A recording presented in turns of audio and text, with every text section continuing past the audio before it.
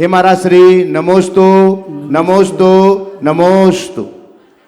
और अब हम सीधे सीधे चलते हैं शंका समाधान के इस दिव्य सत्र के लिए पूज्यवर मुनि श्री संधान सागर जी महाराज जी के पावन श्री चरणों में नमोस्तु करते हुए निवेदन करते हैं। नमोस्तु। शंका समाधान का आज का ये सत्र इस पावन धरा पर अपन प्रारंभ करें। पूज्य गुरुवर के चरणों में नमोस्तु पूर्वक आज का ये शंका समाधान का सत्र अपन प्रारंभ करें। और प्रथम प्रश्न के लिए मैं आवाज़ दे रहा हूँ मीना जी शास्त्री इंदौर, गुरु चरणों में अपना प्रश्न करें। तैयार रहेंगे प्रवक्ता अविनाश जी विदिशा। महाराज श्री तत्वासूत्र ग्रंथराज को लिखे लगभग 2000 वर्ष हो गए हैं और मैंने 2000 वर्ष के बाद इस समय सबकी भावना है कि 1 वर्ष तक तत्वासूत्र का पठन पाठन स्वाध्याय सारी समाज में त्यागी व्रती पंडित जी के माध्यम से होना चाहिए, जिससे सब लोग इसको बहुत अच्छे से समझें। और आप भी इस मंच के माध्यम से हम सबको तत्वासूत्र के क्या करना चाहिए। कुछ दिन पहले इस पर काफ़ी चर्चा हो गई है। मैंने कुछ टास्क आप लोगों के लिए दिया है, अभी तक किसी ने ध्यान नहीं दिया। उस पर कर ले, फिर विस्तार से चर्चा करेंगे आप लोग। महाराज जी महाराज जी जो सम्मेद शिखर जी की हम वंदना करने जाते हैं और यदि घर में रहते तो हमें आधा किलोमीटर जाना इतना मतलब भारी लगता कि हम कहीं जाना ही नहीं चाहते। जब इस विषम गर्मी के मौसम में हम वंदना करते हैं तो वो भाव विशुद्धि या क्षेत्र का प्रभाव क्या कहना चाहिए उसे? आप ही बताओ। कुछ तो है, इसी का नाम क्षेत्र का प्रभाव हो। नमस्ते महाराज। अविनाश जी प्रवक्ता गुरु चरणों में विदिशा से अपने बीच में जो जन जन तक गुरुवर की वाणी को पहुंचाते हैं वे अपना प्रश्न करेंगे और तैयारी वीरू जी छाबड़ा बेंगलोर गुणाइतन। गुरु चरणों में नमोस्तु नमोस्तु नमोस्तु। गुरु जी, आजकल हमारी बेटियों को इतना अच्छा वातावरण मिलता है, अच्छी शिक्षा मिलती है, इसके बावजूद भी वह क्यों अपने रास्ते से भटक जाती हैं? देखिए, केवल शिक्षा और संस्कार पर्याप्त नहीं है, इसके साथ संगति बहुत महत्वपूर्ण भूमिका रखती है। मैं अनेक बार ये बता चुका हूँ कि संस्कार पर संगति हावी हो जाती है। माँ बाप बच्चों के संस्कारों को तो फिर भी ध्यान में रखते हैं, संगति का ध्यान नहीं रखते। वहाँ उन्हें कहाँ भेजना, किनके साथ उनका उठना बैठना है, कैसा उनका रहन सहन है, ये चीज़ें जब तक हम ध्यान में नहीं दें और उनको उनके संगति के प्रति जागरूक न करें तो ये समस्या हमारे सामने बड़ी बनी रहेगी। तो हमें इस समस्या से बचने के लिए इन सब चीज़ों का गंभीरता से ध्यान रखना चाहिए। बच्चों को एक अच्छी संगति के प्रति जागरूक करना चाहिए, तो संगति के महात्म्य का बोध कराना चाहिए और उनकी संगति पर नज़र भी रखना चाहिए। क्या बेटियों का कर्म भी दोषी है इसमें? वो कर्म वर्म तो ठीक है, संगति से सब गड़बड़ होता है। चलो नमोस्तु महाराज। वीरू जी छाबड़ा नमोस्तु ट्रस्टी। नमोस्तु महाराज श्री। महाराज श्री, अभी पिछले चतुर्मास में कोई भी संघ के साधु ऊपर पर्वत पे नहीं गए और लेकिन इस बीच में मोक्ष कल्याणक भी पड़े। फिर से बोलो। अभी पिछले चतुर्मास में अपने संघ के कोई भी साधु चतुर्मास में पर्वत पे वंदना के लिए नहीं गए, लेकिन उस बीच में मोक्ष कल्याणक भी आए। तो ये क्या उस समय और इस समय में फ़र्क क्या है? देखो भाई, हम जब पहली बार शिखर जी आए थे तो गुरुदेव से पूछवाया कि चातुर्मास में वंदना के विषय में क्या करना। गुरुदेव तो सूत्रात्मक शैली में उत्तर देते हैं। उन्होंने कहा वंदना सविकल्प है, अपने को निर्विकल्प रहना है। मैंने कितने चातुर्मास किए, कभी हमने वंदना नहीं की। संघ में जो साधुगण आए थे, हमसे जब बात हुई तो मैंने भी उन लोगों से यही पूछा। हम बताए कि आचार्य श्री ने मुझे ऐसा बोला था, हम तो कभी नहीं गए। तो कोई नहीं गए क्योंकि इतनी जीवोत्पत्ति होती है हम मुनियों के लिए उस वंदना में विकल्प होता है। गुरु जी ने ऐसा कह दिया, जो जाते वो जाए, अपने संघ के कोई साधु नहीं गए, न कभी जाए। लेकिन मोक्ष कल्याणक तो पड़े ना महाराज। मोक्ष कल्याणक तो मन से बना लेते हैं। चलिए। डॉक्टर वंदना दीदी सागर। सभी मुनिराजों के चरणों में भाव सह नमन। गुरुदेव, इस समय चारों तरफ खूब हिंसा हो रही है, युद्ध का वातावरण है। ऐसे समय में हम जो धर्म करते हैं क्या उन पर उसका असर पड़ता होगा, या हम ऐसी कैसी भावना करें जिससे चारों तरफ शांति हो और हम सब भी उससे प्रभावित ना हो? भावनाओं का प्रभाव पड़ता है, इसमें कोई संशय नहीं, लेकिन हमें ये देखना है कि युद्ध के प्रति झुकाव रखने वाले लोगों की संख्या ज़्यादा है या शांति की कामना करने वाले लोग ज़्यादा है। मुझे तो ऐसा लगता है कि युद्ध के दौर में लोग जितनी युद्ध की चर्चा करते हैं और युद्ध की चिंता करते हैं, उसकी जगह अगर शांति की कामना और प्रार्थना करने लगे ना, तो ये युद्ध बहुत आसानी से शांत हो सकता। जब ये युद्ध छिड़ा था तभी मैंने ये बात कही थी कि वैश्विक स्तर पर इस तरह का कैंपेन चलाना चाहिए, पर मुझे लगा किसी ने ऐसा नहीं किया, किसी व्यक्ति, किसी संस्था, किसी सरकार ने ये काम नहीं किया कि हम लोग सामूहिक रूप से शांति की प्रार्थना करें। ये इस बात का प्रमाण है कि लोग आज भी युद्ध के प्रति ज़्यादा झुकाव रखते हैं। हम कहीं भी आग लगे, हमारी भावना होनी चाहिए कि आग कब बुझे। हमारा स्थान आग लगाने वालों में नहीं, आग बुझाने वालों में होना चाहिए। तो ये प्रयास करते रहना चाहिए और उसके लिए सतत ध्यान रखना चाहिए। अभी भी अगर सब लोग मिलकर ऐसी प्रार्थना करें, भावना भाए, तो मैं मानता हूँ कि इन सब भावनाओं का असर होगा। कौन सा मंत्र पढ़ें, ऐसा कुछ आप अरे चाहते हैं सभी कि लोग अपने अपने हिसाब से, सारे जग में शांति हो, सबका मंगल हो, केवल ये प्रार्थना करके पॉजिटिव वेव्स छोड़े ना, तो भी बहुत बड़ा अंतर आ सकता। नमस्ते। अर्चना बेनाड़ा कोलकाता। नमोस्तु महाराज जी। मंच में विराजमान सभी महाराज जी के चरणों में नमोस्तु। महाराज जी, मंदिर में जब प्रवेश करते हैं तो दर्शन किस तरह करना चाहिए? कभी समझ में नहीं आता, किताबों में भी पढ़ते हैं कि वहाँ पे भक्ति बोलना चाहिए, दर्शन पाठ बोलना चाहिए, क्योंकि बच्चे हमेशा पूछते हैं हमको पाठशाला में कि क्या दीदी कैसे दर्शन करें। कभी मैं भी गौर करी हूँ कि कभी बच्चे एक माथा टिकाते हैं, भाग जाते हैं। बड़े लोग को भी देखी हूँ कि आए, एक चक्कर लगाए और निकल गए। तो आप अगर इस मंच से बताएंगे तो वो मेरे लिए बहुत अच्छा होगा बच्चों को पढ़ाने। देखिए, बहुत अच्छा सवाल किया। दर्शन का अर्थ क्या है? भगवान को देखने जाना या भगवान के पास खुद को दिखाने जाना? नहीं, दर्शन का मतलब है भगवान से भेंट करने जाना, भगवान से मिलने जाना।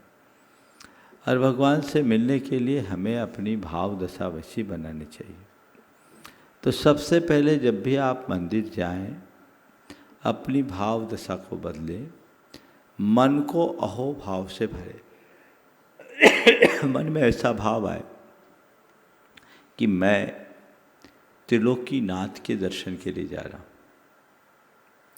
तीन लोक के नाथ की शरण में जा रहा हूँ, परमात्मा से मिलने जा रहा हूँ।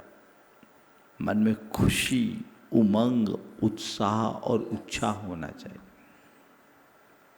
किसी अदने से अधिकारी से मिलने जाते हैं, क्या सीधे धड़ल्ले से उसके चैम्बर में घुस जाते हैं क्या? पहले मन बनाते हैं, अपनी भाव दशा बनाते हैं, फिर सलीके से प्रस्तुत हो।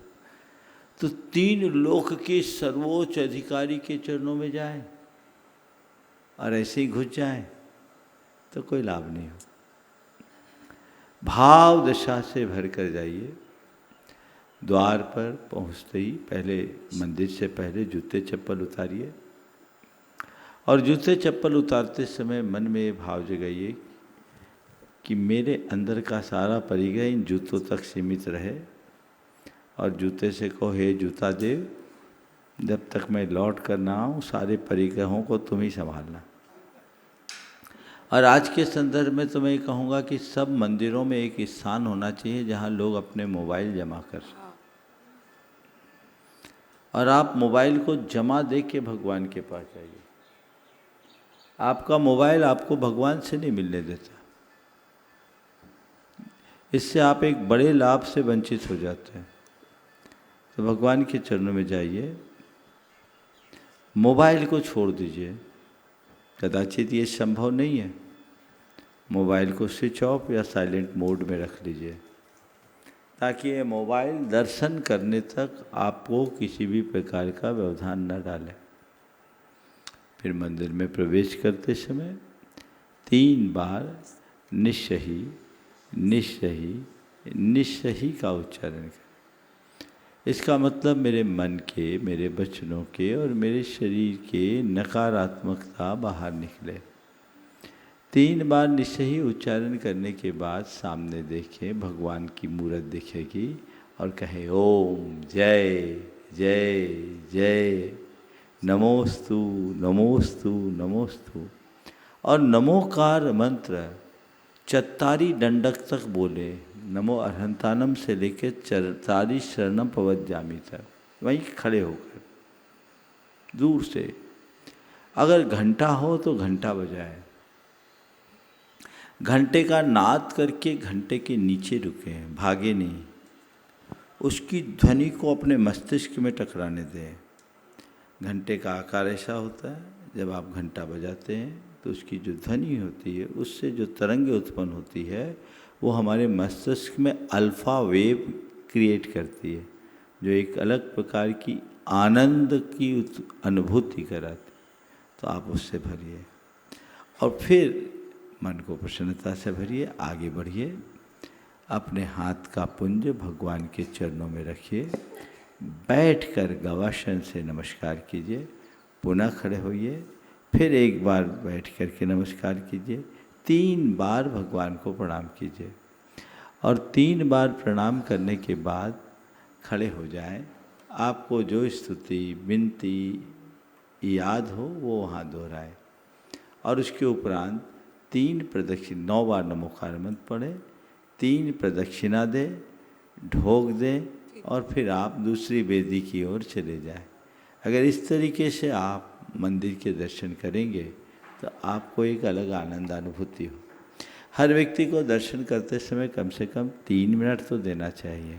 लोग 10-15 सेकेंड में ही निपटा देते हैं, तो वो दर्शन नहीं करते, निपटाते ही हैं। तो ऐसे निपटाने से अपने कर्म नहीं निपटेंगे, भाव दशा बनाकर करना। नमोस्तु महाराज जी। सकुन दीदी सागर गुणायतन ट्रस्टी। नमोस्तु गुरुदेव। पांचोपल्यति मुनिराजों को बारंबार नमस्कार।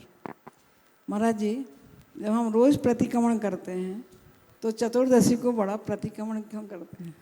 घर में रोज़ झाड़ू लगाते हो तो दिवाली में ज़्यादा झाड़ू, बड़ा झाड़ू क्यों लगाते हो? बड़ी सफाई क्यों करते हो? झाड़ू तो रोज़ लगा रहे हैं, सुबह शाम लगा रहे हैं। कितनी झाड़ू लगाओ फिर भी कुछ कचरा तो बचा ही रहता है। तो इधर उधर के बचे कचरे को साफ करने के लिए चतुर्दशी को बड़ा प्रतिक्रमण करते हैं। नमोस्तु।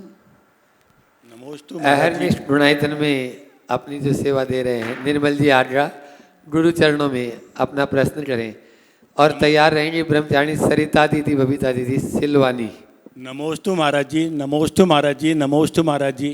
मंच में विराजित समस्त मुनि संघ को मेरा बार बार नमोस्तु नमोस्तु नमोस्तु।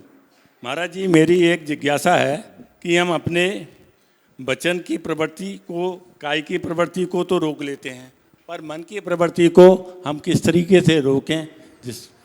देखिए, मन की प्रवृत्ति को रोक पाना हर किसी के बस की बात नहीं है, पर मन की प्रवृत्ति को मोड़ देना बड़ा सरल है। तो अपने मन को अच्छे कार्यों से जोड़ दो, मन मुड़ जाएगा। शुभ में लगा दो, मन की प्रवृत्ति बदल जाएगी, जीवन में आनंद अनुभूति हो। ब्रह्मचारिणी सरिता दीदी सिलवानी से गुरु चरणों में अपना प्रश्न करें। नमोस्तु महाराज जी, समस्त मुनि संघ के चरणों में नमोस्तु। महाराज जी, जल एक ऐसा द्रव्य होता है जिसको जिसमें मिलाया जाता है तो वह उस रूप, जल अपने आप में एक ऐसा द्रव्य है जिस भी चीज़ में मिलाया जाए वह उस रूप में परिवर्तित हो जाता है। जैसे असुजर सुजर भव सहस्त्र प्रक्षालनम करोमि, तो जब थोड़े से जल से हाथ शुद्ध हो जाते हैं, थोड़े से जल से शरीर पर डालने पर शरीर शुद्ध हो जाता है, पंडाल शुद्ध हो जाता, मंडल शुद्ध हो जाता, वेदी शुद्ध हो जाती, और भक्तामर हीलिंग वगैरह का जल पीने से शरीर स्वस्थ हो जाता है, नमोकार मंत्र का जल पीने से वो शुद्ध। और हवन में ब्लेसिंग पावर एक आता है पुण्याह वाचन के द्वारा, तो वह जल अपने आप में। तो कहने का मतलब महाराज जी ये है कि मंत्रों की शक्ति होती है कि जल का भी अपना कोई पावर होता है। देखिए, जल का अपना कोई पावर नहीं, पावर हमारी भावनाओं का है। हम जल का प्रयोग किस भावना से कर रहे हैं, सब कुछ इस पर निर्भर करता है। आज से लगभग 70 वर्ष पूर्व रूस में एक रिसर्च हुआ जो क्रिलियान फोटोग्राफी, हाँ, उसके नाम से प्रसिद्ध हुई। वहाँ 3 प्रकार के जल पर प्रयोग किया गया। एक जल जो सकारात्मक भावनाओं से भर करके जिसके लिए प्रार्थना की गई, दूसरा जल जिसके सामने नकारात्मक भावनाएं भाई गई, और तीसरा जल जिसे सामान्य रूप में रखा गया।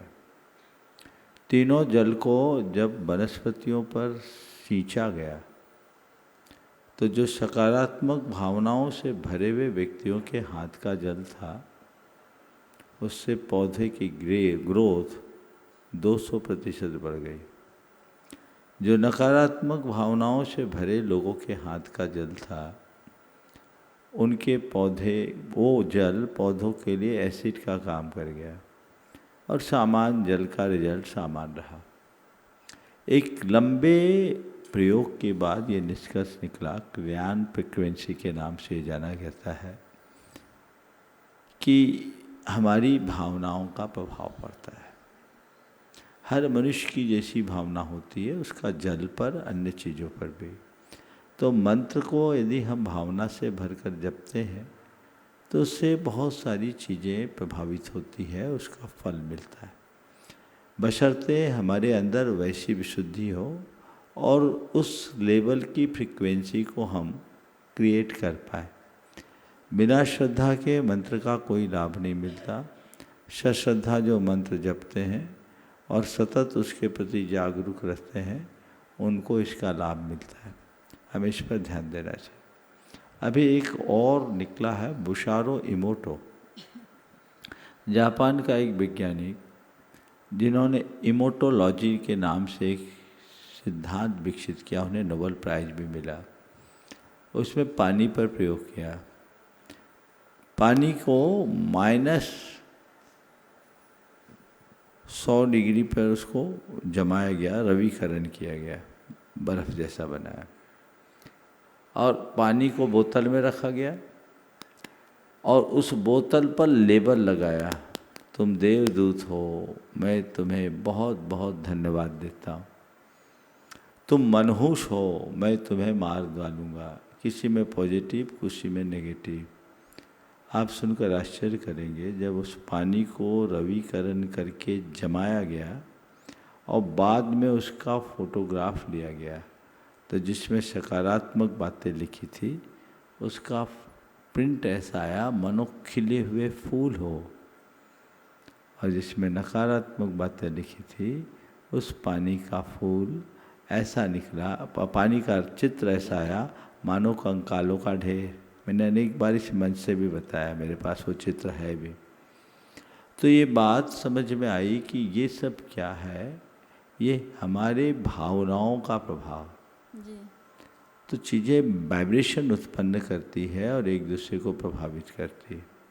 तो हमें उस तरीके से ध्यान में रख करके इसको चलना चाहिए। नमस्ते। अनिल जी रावत, गुणायतन ट्रस्टी इंदौर से, सपत्नी गुरु चरणों में अपना प्रश्न कर रहे हैं, और उसके बाद तैयार रहेंगे गोटे गांव से बहन रविता दीदी। हमारे परम आराध्य गुरुदेव के चरणों में बारंबार नमोस्तु नमोस्तु नमोस्तु, मंच पर विराजित सभी मुनिराजों के चरणों में नमोस्तु नमोस्तु नमोस्तु। प्रश्न आज मीना करेंगे। गुरुवर के चरणों में बारंबार नमोस्तु। गुरुवर, जो सीमंदर भगवान की पूजा करते हैं तो उसमें आता सीमंदर स्वामी इस तरह से, पर समाधि भक्ति जब पढ़ते हैं तो उसमें आता है 5 अरिंजय, 5 यशोधर, 5 मति सागर बंधु, पांचों सीमंदर जिन बंधु नित पीसों जिनवर बंधु। तो ये समझ में नहीं आता। देखिए हमारे यहाँ सीमंदर, युगमंदर, बाहु, सुबाहु आदि के नाम आते हैं 20 तीर्थंकरों में, और पूरे के पूरे मध्य मनुष्य लोक में 2.5 दीप में 170 तीर्थंकर हो सकते हैं, 5 भरत के, 5 ऐरावत के और 5 विदेह के 160। लेकिन ये जो कहाँ गाथा आई है, पंच अरिंजय नामे पंचय मदिसाए रे जिन्हें बंदे, पंच सिमंदर बंदे, पंच यशोहर नायगे बंदे। तो ये जो गाथा है इसका अर्थ अभी तक कोई समझा नहीं। उसमें लिखा है अर्थ करने वालों ने कि इसका अर्थ समझ में नहीं आया। हमने गुरुदेव से भी पूछा था, तो गुरुदेव ने बोला कि इस पर विचार करना चाहिए। तो तभी गुरु चरणों में ही मेरे मन में एक बात आई कि कहीं गुरुदेव एक कोई ऐसा मत तो नहीं हो कि 5 महाविदेहों में एक सीमंदर नाम के तीर्थंकर हों, तो 5 सीमंदर हो गए। 5 मत, एक मति सागर हो, पाँचों में एक एक, तो 5 मति सागर, 5 यशोधर और पंच यशोधर नाम है पंच सीमंदरे, पंच अरिंजय, 5 अरिंजय। तो अरिंजय, मति सागर, यशोधर और सीमंदर नाम के 5 तीर्थंकर हो, ऐसा हो सकता है। हालांकि ऐसा उल्लेख इस गाथा के अलावा कहीं नहीं मिलता। तो अगर विद्यमान 20 तीर्थंकरों की बात करें तो फिर ये 20 होंगे, पर जैसा तिलोपनति आदि ग्रंथों और अन्य में 20 तीर्थंकरों के नाम बताए उसमें मेल नहीं खाता। तो ये चीज़ें अभी भी प्रश्नवाचक है। हो सकता है ये किसी परंपरा से प्रेरित गाथा हो। आचार्य पूज्यपाद ने इसका उल्लेख किया है।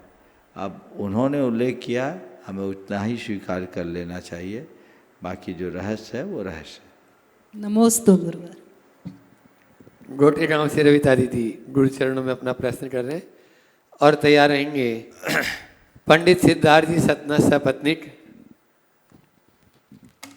मुनि श्री के लिए बारंबार नमोस्तु नमोस्तु नमोस्तु। महाराज श्री जी आरिका माँ अखंडमती माता जी की नमोस्तु नमोस्तु। आरिका माँ अभेदमती माता जी की नमोस्तु नमोस्तु नमोस्तु। महाराज श्री जी, जो तुम में है वह दुनिया में नहीं, जो तुम में है वह दुनिया में नहीं, जो दुनिया में है वह तुम में नहीं। यह कितनी आश्चर्य की बात है कि तुम दुनिया के अंदर हो लेकिन दुनिया तुम्हारे अंदर नहीं, तुम दुनिया के अंदर हो दुनिया तुम्हारे अंदर नहीं। महाराज श्री जी, सबसे पहले मैं आपको जो भावना योग और आपके आशीर्वाद से मेरी माँ ठीक हुई है, इसके लिए मैं बतलाना चाहती हूँ कि महाराज श्री जी, मेरी माँ ऐसी अवस्था में आ गई थी कि बचने की कोई उम्मीद ही नहीं थी। सब घर पर देखने आते थे, मेरी माँ को सब घर पर देखने आते थे कि कुछ ही दिनों की मेहमान है ये। फिर उसके बाद जब आपका आशीर्वाद मिला और आपने भावना योग का बोला रहा, तो महाराज श्री जी जैसा आपने बोला था वैसे ही किया। तो माँ इतनी स्वस्थ है कि अभी एक बंदा भी कर ली शेखर जी के आपके आशीर्वाद से ठीक हुई है वो। महाराज श्री जी, आपका बड़ा उपकार है हम सब के ऊपर कि महाराज श्री जी, जब मेरी तबीयत भी खराब हुई थी तब भी आपने आशीर्वाद दिया था और भावना युक्त तो करते ही है, और बहुत बहुत उपकार है आपका। ये उपकार कभी भी भूल ही नहीं पाएंगे। भावुक मत हो, शांत हो जाओ। महाराज श्री जी, जब भी जो भी मुझसे कोई चीज़ पूछता है जहाँ पर भी, तो मैं बस यही बोलती हूँ कि महाराज जी का ये भावना योग किया करें आप लोग। तो महाराज श्री जी, जो कैंसर आदि रोग भी थे वो ठीक हो गए और आपके पास आते भी थे दर्शन करने, पर आपसे बात नहीं हो पाती थी क्योंकि इतनी भीड़ रहती थी। हर जगह जाते थे कि महाराज जी के माध्यम से भावना योग करने से हमारा ये सफल हुआ है महाराज श्री जी। ओ, बहुत सुंदर, बहुत उपकार है महाराज श्री जी। जी महाराज श्री जी। महाराज श्री जी, जब आचार्य श्री जी ने कुंडलपुर में जो आखिरी दीक्षाएं दी थी आरिका सस्तेमती माता जी सहित, तब मैंने भी एक बार श्रीफल चढ़ाया था, मतलब पहली बार। तब मैंने आचार्य श्री जी से ये बोला था कि आचार्य श्री जी मुझे भी दीक्षा चाहिए। तब आचार्य श्री जी ने ये बोला था कि माता पिता की सेवा करना। तब पिताजी तो शांत हो गए, लेकिन आचार्य महाराज श्री जी मैं माँ के प्रति ऐसा क्या करूं कि माँ का अच्छा सुधार हो सके। देखो आपकी 2 बहनें तो आयरिका बन गई। गुरुजी ने इसीलिए कहा कि कम से कम तीसरी माँ बाप को संभाले। आपने बहुत अच्छी सेवा की, कर रही हैं, ऐसे ही करते रहो।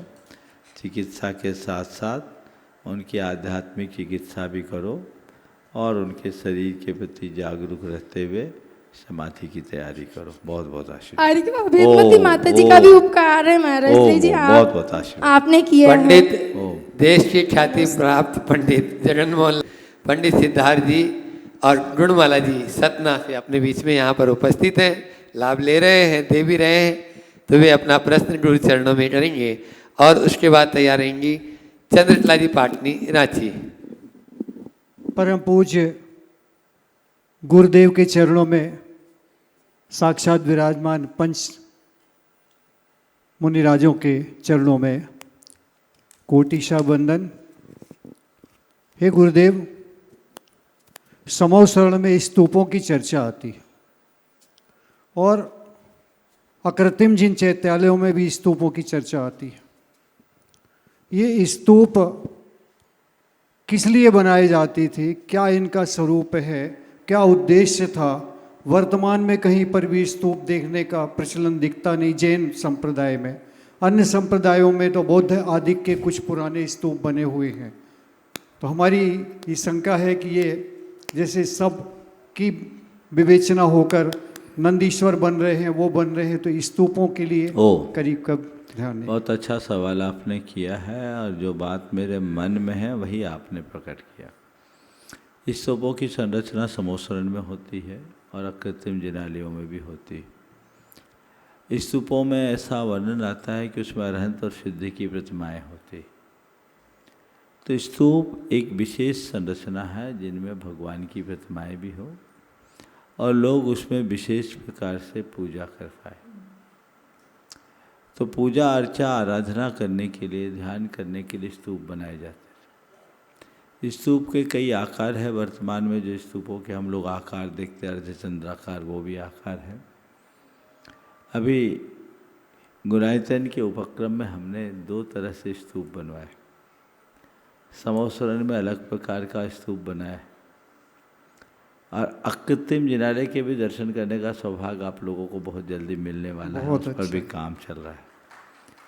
जब आप गुणायतन आएंगे तो आपको साक्षात समोसरण में भ्रमण करने का मौका मिलेगा और इसके साथ साथ एक दूसरी राइड होगी जिसमें आप सुमेरु की वंदना करेंगे, अकृत्रिम जिनालय के दर्शन करेंगे। तो जो शास्त्रों में अकृत्रिम जिनालय का स्वरूप है, हमने उसको पूरा उतरवाने का प्रयास किया है। और मैं तो अक्सर अकृत्रिम जिनालय में विचरण करता रहता हूँ। मेरी कई सामायिक समोसरण में, कई सामायिक अकृत्रिम जिनालयों में हुई। अद्भुत है। थोड़े दिन रुकिए, अब समय निकट आ गया है, आप लोगों को उसको अवलोकन का अवसर मिलेगा। स्तूप की संरचना अगर करनी है सही अर्थों में तो बड़े भूभाग पर करना चाहिए। छोटे भूभाग पर संरचित स्तूप बहुत प्रतीकात्मक होता है और मेरा मानना है कि कोरे स्तूप को बनाने की जगह जिन मंदिर, समोसरण आदि की संरचना करके स्तूप बनाने में सोने में सुगंध वाली बात होती है। ऐसे मन में है, कई दिनों से बात आ रही है कि एक ऐसे संरचना को धरती पर उतारा जाए और निश्चित वो जैन संस्कृति की वृद्धि में एक बड़ा निमित्त बनेगा। भावना भाइये, जब योग आएगा वह भी हो जाएगा। समूह शरण में जब भगवान की दिव्य ध्वनि नहीं खुलती तो क्या मुनि महाराज स्तूप के पास बैठकर? हाँ, स्तूपों में मुनि, विद्याधर, देव, मनुष्य दर्शन करते रहते हैं, हमेशा करते रहते हैं। समोसरण में जाते हैं तब भी दर्शन करते हैं। आठों भूमियों में भी विचरण करते हैं। 8 भूमियों में चैत्य भूमि, उपवन भूमि और कल्प भूमि तथा भवन भूमि, इन 4 भूमियों में भगवान विराजमान हैं। वहाँ दर्शन करते हैं, बाकी जगह घूमते फिरते हैं।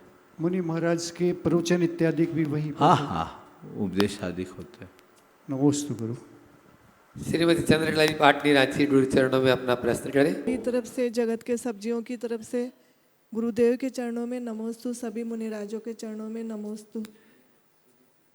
महाराज श्री, संपत्ति के अधिकारी तो अनेक लोग हो सकते हैं, संपत्ति के अधिकारी तो अनेक लोग हो सकते हैं, लेकिन कर्मों के उत्तराधिकारी तो केवल हम स्वयं ही होते हैं। तो आज के युवा वर्ग को इस बात को किस प्रकार से समझाना चाहिए?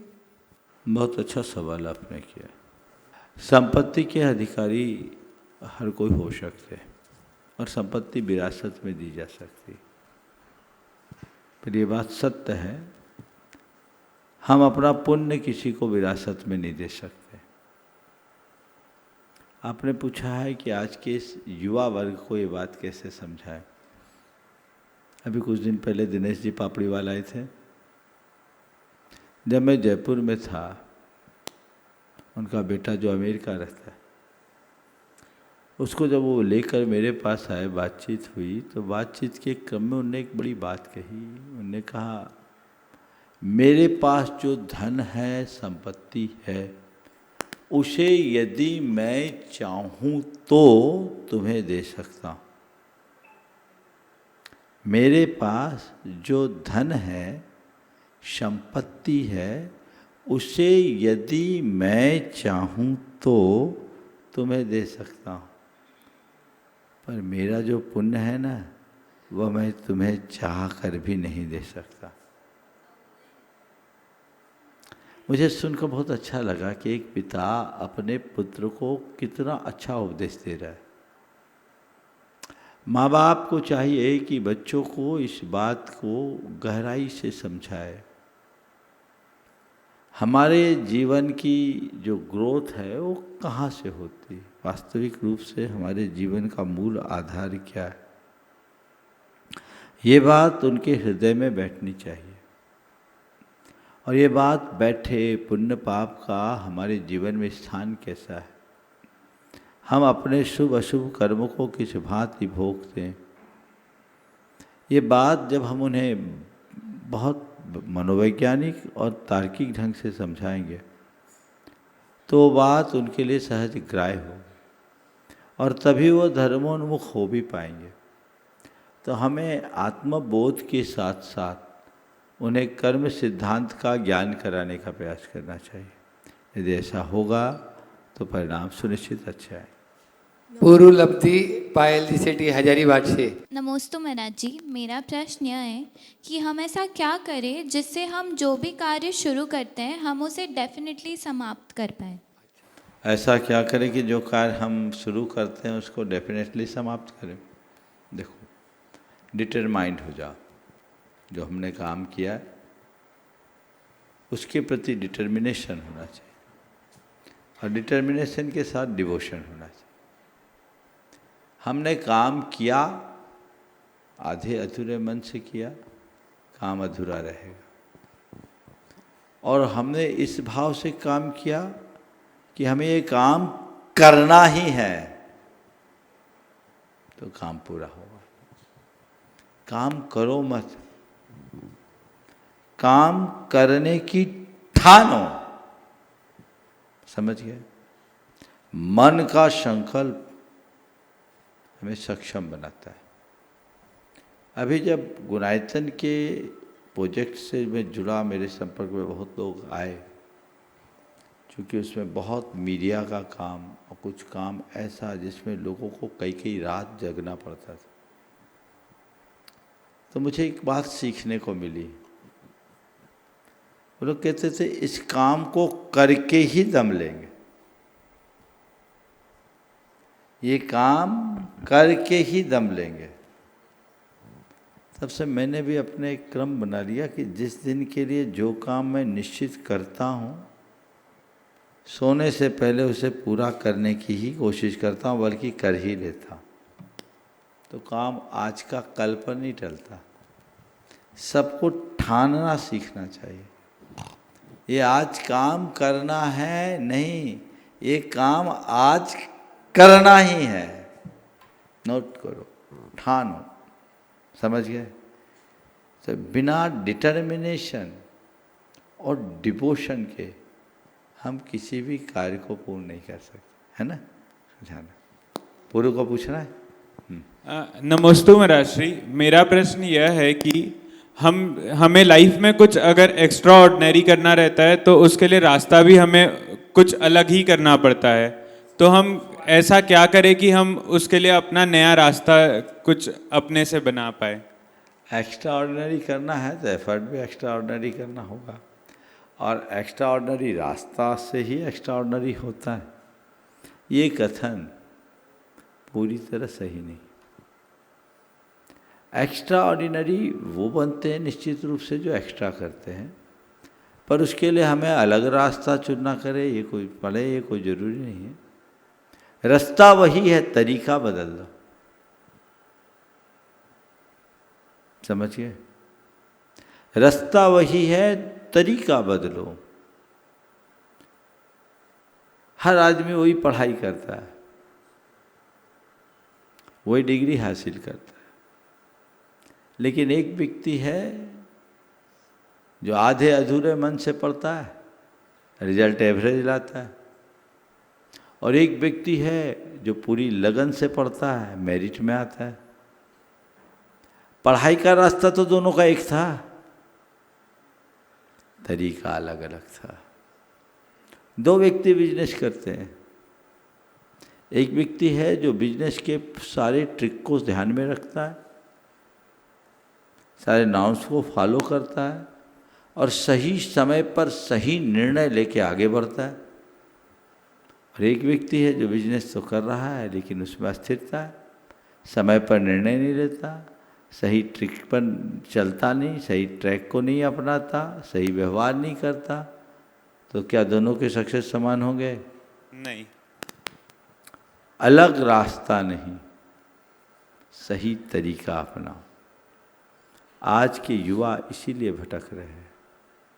वे सब अलग रास्ते पर चलना चालू कर देते हैं और ऐसा रास्ता चुनते हैं कि फिर वो एकदम भ्रमजाली हो जाता है, लौटना भी मुश्किल होता है। समझ? क्या ज़रूरत है अलग रास्ता बनाने की? अगर हमारे पास बना बनाया रास्ता है तो बस ये हो सकता है कि रास्ता साफ सुथरा है, कोई धीमी गति से चल रहा है, कोई तेज गति से चल रहा है, कोई 10 मील चल रहा है, कोई 20 मील चल रहा है। मेरा टारगेट 100 मील का है। हम 100 मील चलेंगे, रास्ता क्यों बदले? समझिए? अलग करो, पर अपने आप को अलग रख कर नहीं, अलग तरीका अपनाकर। समझ गए? तो जीवन ऊंचाई तक पहुंचेगी। मैं तुम्हारे माध्यम से सभी युवाओं से कहना चाहता हूँ, आजकल के यंगस्टर्स और उनके पेरेंट्स में यही विवाद चलता है। बच्चे अलग करना चाहते हैं, पिताजी अलग करना चाहते हैं। ज़्यादातर बच्चे अपने पेरेंटल बिजनेस में साथ नहीं रहना चाहते। हमें अलग करना, हमें अलग करना। अरे भाई, बने बनाए ट्रैक पर गाड़ी दौड़ाना आसान है, ट्रैक बनाकर गाड़ी चलाना कठिन है कि नहीं? तो तुम्हें तो ट्रैक बनी बनाई मिल रही है तो गाड़ी चलाओ ना। हाँ, अब इस ट्रैक पर जो पहले पैसेंजर चलती थी तो बुलेट ट्रेन चला लो, इतना परिवर्तन कर सकते हो। लेकिन बुलेट ट्रेन चलाने के लिए पहले अपनी पटरी पर स्ट्रेंथ देना होगा, और बुलेट ट्रेन चलाने के पहले भी तुम्हें सामान ट्रेन चलाने का अभ्यास बनाना होगा। प्रैक्टिस करके अपना कॉन्फिडेंस लेवल बढ़िया बनाओ, फिर करो तो जीवन सफल होगा। तो यही है, अलग नहीं, अलग तरीका से काम करें, जीवन सफल होगा। नमस्ते। अमनदीप गोमिया गुरु चरणों में अपना प्रश्न करें। नमोस्तु महाराज जी। महाराज श्री, मेरा ये प्रश्न है कि हम कि हम कोई भी काम करते हैं उससे पहले हम लोग एक्सपेक्टेशन बना लेते हैं कि ऐसा होगा, तो उससे कैसे बचा जाए? देखिए, ये मन के कॉन्फिडेंस की कमी, आत्मविश्वास जब कमज़ोर होता है तो मन में इस तरह की दुविधाएं आती, ऐसा होगा वैसा होगा, शंका कुशंकाएं आती। ऐसी स्थिति में क्या करें? इसका दो रास्ता है। पहला रास्ता तो ये है कि आप किसी से परामर्श ले लें जिनको अच्छा अनुभव प्राप्त है, ठीक है। अगर खासकर बिजनेस के संदर्भ में बात हो तो तुम्हें चाहिए कि तुम्हें अपने पिताजी से परामर्श लो और उस पर अध्ययन करो, उसे ऑब्जर्व करो, देखो और उसे धीरे धीरे बदलो, तो इससे बदलाव होगा। दूसरी बात, यदि ऐसा नहीं है, संभव नहीं है, तो थोड़ा थोड़ा रिस्क लेना शुरू करो। भगवान का नाम लो और अपना काम कर लो, और अगर सफल हो जाए तो तय कर लो जब भी ऐसी सिचुएशन आएगी हम ऐसा डिसीजन लेंगे, और यदि असफल हो जाओ तो ये तय कर लो अब कभी ऐसे सिचुएशन में हमें ऐसा रोल नहीं करना। ये हमारे अनुभव के कोष को भरेगा, और जो जो व्यक्ति का अनुभव बढ़ता है उसके कॉन्फिडेंस की स्थिति भी और स्ट्रांग होती जाती है, तो हम अपने आप को सक्षमता के साथ आगे बढ़ाएं। नमोस्तु महाराज जी। अनिमेश जी गोमिया। गुरुदेव के चरणों में नमोस्तु नमोस्तु नमोस्तु, और मुनिराजों के चरणों में मेरा नमोस्तु नमोस्तु नमोस्तु। गुरुदेव, मेरा प्रश्न ये है कि समर्पण और सेल्फ रिस्पेक्ट के बीच की वो बारीक दीवार कहाँ पे है जहाँ मुझे लोगों को ग्रांटेड लेने से रोकना चाहिए? आखिरी वर्ड क्या बोला? जहाँ मुझे लोगों को ग्रांटेड, हल्के में लेने से रोकना चाहिए। अच्छा, ग्रांटेड। देखिए, समर्पण और सेल्फ रिस्पेक्ट, दरअसल जहाँ हम रिस्पेक्ट की बात करते हैं ना, वहाँ समर्पण है ही नहीं। जब हमारा समर्पण है तो मेरा कुछ बचा ही नहीं। समर्पण है क्या? आगे पीछे घूमने का नाम समर्पण है? नहीं। रात दिन सेवा करने का नाम समर्पण है? नहीं। समर्पण का मतलब है सम्यक अर्पण, सब कुछ वार देने का नाम समर्पण है। क्या वारो? अपनी धन संपत्ति, उसकी भी जरूरत नहीं। 4 चीजों को अर्पित कर दो तो समर्पण होगा। खासकर गुरु के प्रति समर्पण करना, अपनी निर्णय शक्ति को अर्पित करो। गुरु का निर्णय ही मेरा निर्णय, मेरा अपना कोई निर्णय नहीं। समझ गए? गुरु का निर्णय ही मेरा निर्णय, मेरा अपना अलग से कोई निर्णय नहीं। जो कह दिया ठीक है। इच्छा शक्ति का अर्पण, गुरु की इच्छा ही मेरी इच्छा, अब मेरी कोई अतिरिक्त इच्छा नहीं। जो हो गया सो हो गया, उन्होंने जो कह दिया ठीक है, उनकी इच्छा है, मुझे उसकी पूर्ति करना है। समझ शक्ति का अर्पण, गुरु के सामने अपनी बुद्धि को अर्पित कर दो, उनके सामने बुद्धू बन के रहो, उनके सामने अपने ज्ञान की बघार मत लगाना। जो भी मुझ में ज्ञान है वो उन्हीं का तो दिया हुआ है, उनके ज्ञान के आगे मेरा ज्ञान लगता कहाँ है। समझ शक्ति का अर्पण, समझ गए? कोई मेरी कुछ समझ नहीं, जो कह दिया हाँ ठीक है गुरुदेव, आपने कह दिया ठीक है, उसको क्रॉस नहीं करना। चाहे हमें कितना भी ज्ञान हो, उनके आगे तो हम एकदम बुद्धू हैं। समझ गए?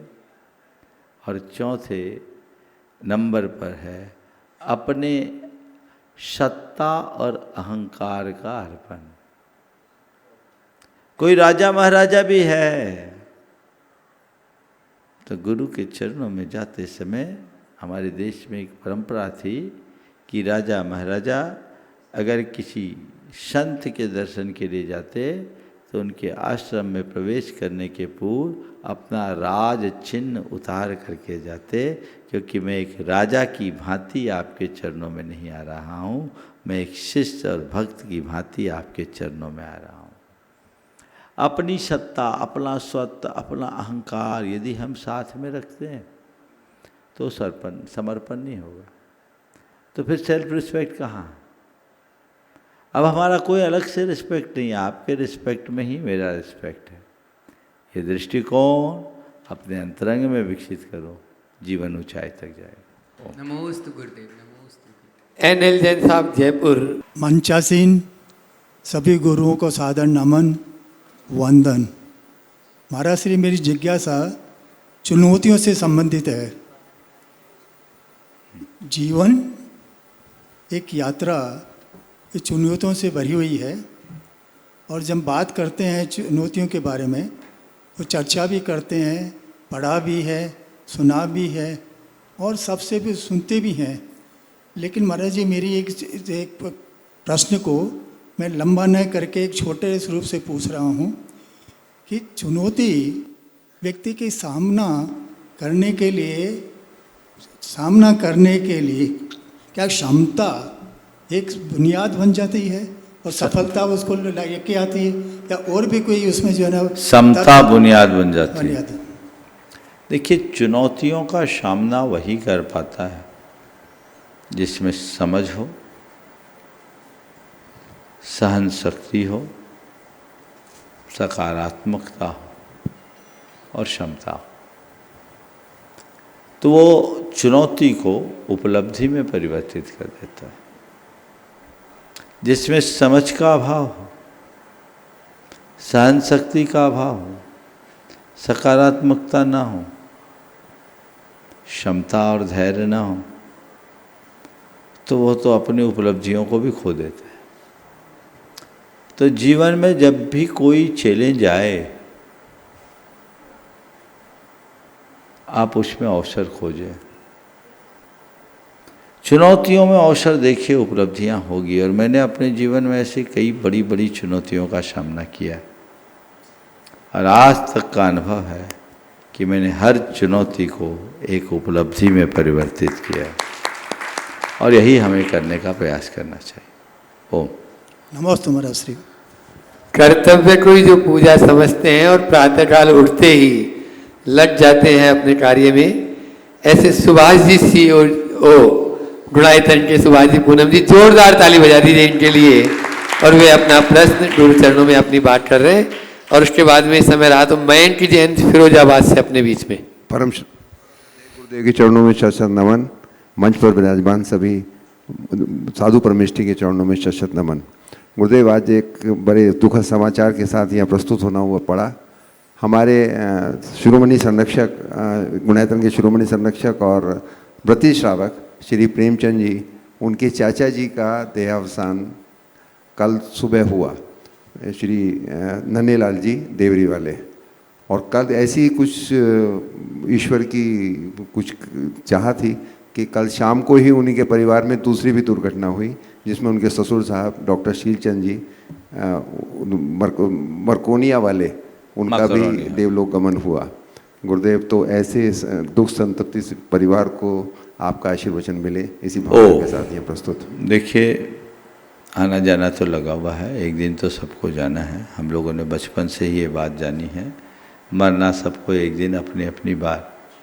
लेकिन जब कभी इस तरह की घटनाएं घटती है तो स्वाभाविक है सबका मन टूटता है, और जब इस तरह की दोहरी घटनाएं घटती है तो और ज़्यादा मन विचलित और व्याकुल चित्त होता है।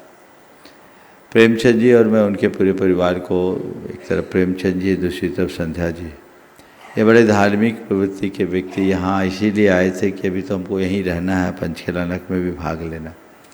लेकिन अचानक घटित इस घटना के कारण उनको जाना पड़ा। नन्हेलाल जी को तो मैं नहीं जानता, लेकिन शीलचंद जी को मैं बहुत निकटता से देखा हूँ। बहुत धर्मात्मा किस्म के व्यक्ति, उनकी बड़ी प्रबल भावना थी कि मेरे अंत संलेखना पूर्वक हो। संयोग कुछ अलग था, इस दुनिया से जाना पड़ा।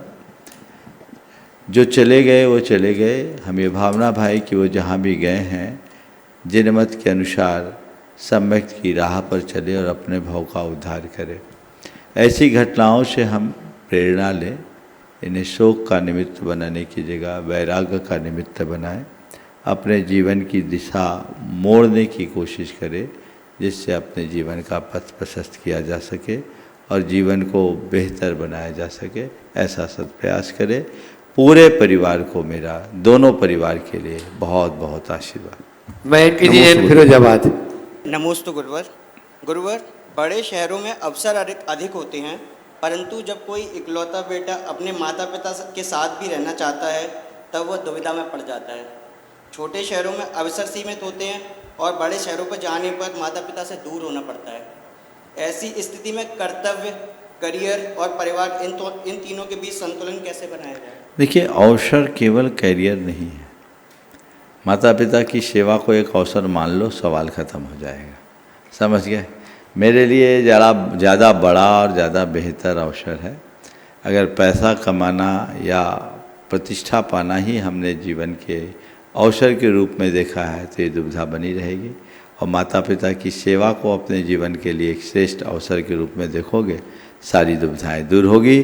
समय हो गया, यहीं पर विराम। बोलिए अहिंसा परमो धर्म की जय।